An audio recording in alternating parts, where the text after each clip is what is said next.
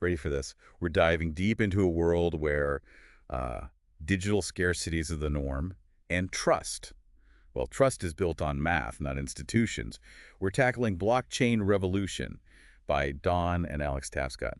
And honestly, it's making me rethink the whole potential of the internet, like completely. You know, what really gets me about this book is it's not just hype. The Tapscotts, they go beyond that. They present blockchain as this like societal game changer, not just some tech thing. They actually argue it could be as big as like the printing press. Whoa, okay, hold on. That's a pretty big statement, isn't it? But before we get too far ahead of ourselves, let's break it down. Back to basics. The book starts with this whole blockchain is a distributed immutable ledger thing. Is that already too jargony? I mean, what does that even mean? Okay, so imagine this, a record of transactions, all digital, but instead of it being like in one place, like at a bank, it's copied across tons of computers. No one person or entity controls it. And get this, once something's added, you can't mess with it. It's basically tamper-proof.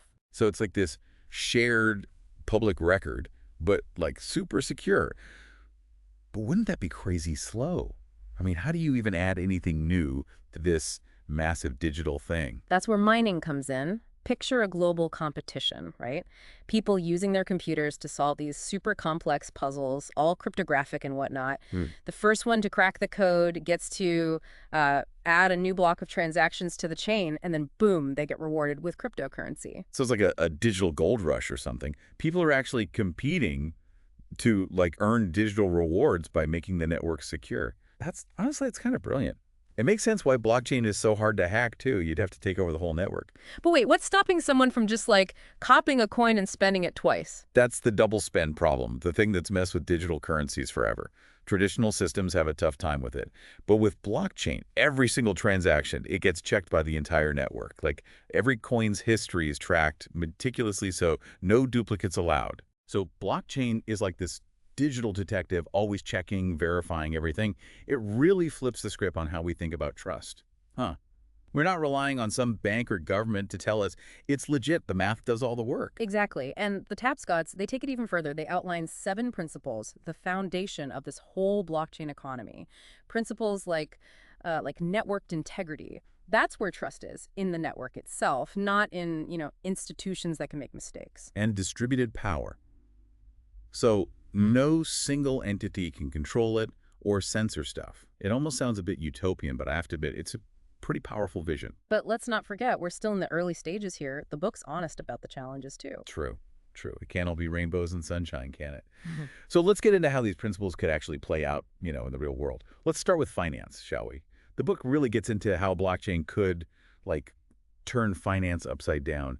But it's not just about, Bitcoin prices going crazy. They paint this picture of financial services for everyone, not just the select few. Yeah, it makes you rethink the whole idea of financial identity, think about all the people who can't even use banks, the unbanked. They're locked out of loans, credit, the whole global economy. It's wild to think that in this day and age, people still can't get basic financial tools. So how does blockchain, fix that? Okay, so picture this. You've got this secure digital ID, right? On the blockchain, you control your data, and you can use it to access all these services, microloans, sending money overseas, you name it. So it's like your financial passport, but on the blockchain. But hold on, isn't that like a security risk? Could someone mess with it? See, that's the thing about blockchain. It's built to be super secure and totally transparent. Everything's verified and recorded publicly. Fraud, manipulation, way harder to pull off. But what about privacy then? If all my transactions are out there, wouldn't that make me a target for, identity theft? Yeah. Or even just surveillance? Yeah, that's a good point. And the Tapscotts, they talk about that. They say you can design blockchain solutions to protect privacy without sacrificing transparency. Think of it like this. Your identity is encrypted, and you get to decide who sees what, like a lender or maybe a service provider. So it's all about putting individuals in control. They get to choose who sees what. That's huge. Totally. And it gets even more interesting when you think about, remittances.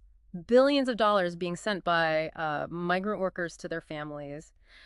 But those services, they take huge cuts eating into that money. That's kind of tragic, right? The people who can least afford it end up paying the most. Exactly. Blockchain lets you send money across borders almost instantly with tiny fees right to the person.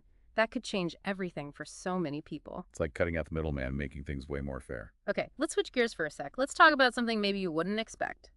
Music. Oh, I was hoping we'd get to this. The music industry, I mean, it's been completely shaken up by, digital platforms. How can blockchain help musicians get back in control and actually make a living? Right. The book points out how messy music rights and royalties are. So many middlemen, artists, barely get anything. Like they're lost in some digital maze. Blockchain could streamline everything by making this like permanent record of ownership.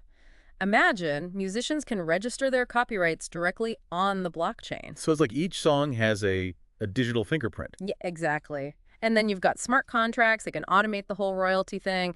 Song gets streamed, downloaded, boom, artist gets paid automatically. Wow, that could be a game changer, especially for like indie artists. But what about piracy? Can blockchain stop that? It's complicated, but it can definitely help with tracking and verifying where digital stuff comes from. Makes it harder for, pirates to make money and gives artists more ways to sell their music directly without needing a middleman. So blockchain could help rebuild the music ecosystem, make it more sustainable and fair. That's pretty exciting. But I'm curious about how this tech could change something as big as like democracy. Now we're getting into the really interesting stuff. The Tapscots say blockchain could revolutionize voting, make elections more secure, transparent, and easier to access. The book talks about putting democracy on the blockchain. What does that actually look like, though? Imagine voting right from your phone or computer, knowing your vote is safe and can't be messed with. No more like hanging chads or worries about hacking. That's super efficient, and it sounds pretty empowering. But couldn't people still, like, pressure others into voting a certain way? Right, those are real concerns. And the Tapscots know it's not simple. It's not just the tech. It's about designing systems that are secure, easy to use, and resistant to manipulation. It's got to be about tech serving democracy, not the other way around. Exactly. And it's a conversation we need to have now while these technologies are being developed. So we've seen how blockchain could change finance, government, creative stuff, even democracy itself. But what about the bigger picture? The book talks about this prosperity paradox, like all this tech progress, but has it really made everyone better off?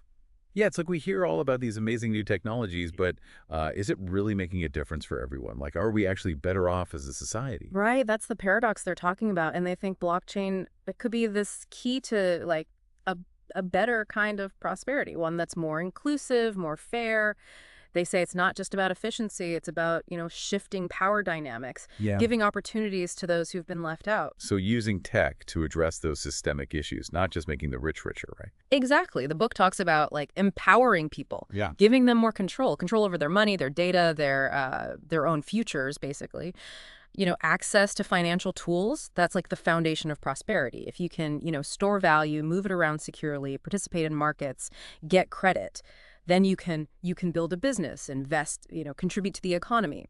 So it's not just about being a consumer. It's about, like, being an active participant. But how does blockchain actually, like, make that happen? Well, for one, it could make it way easier to become an entrepreneur, especially in developing countries.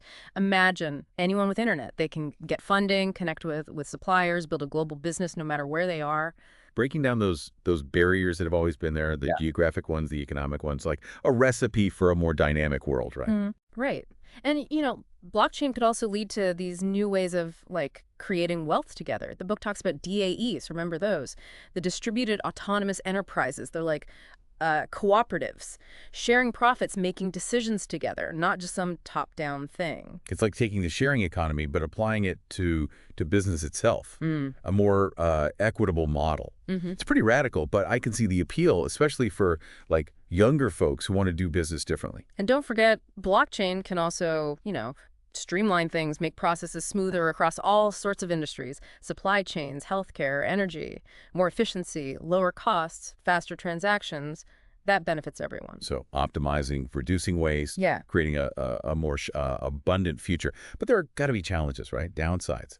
The book mentions incumbent capture. Like, what if the powerful institutions just, take over blockchain, use it to reinforce the same old inequalities? That's a real risk, and it shows how important it is to design and implement this stuff thoughtfully.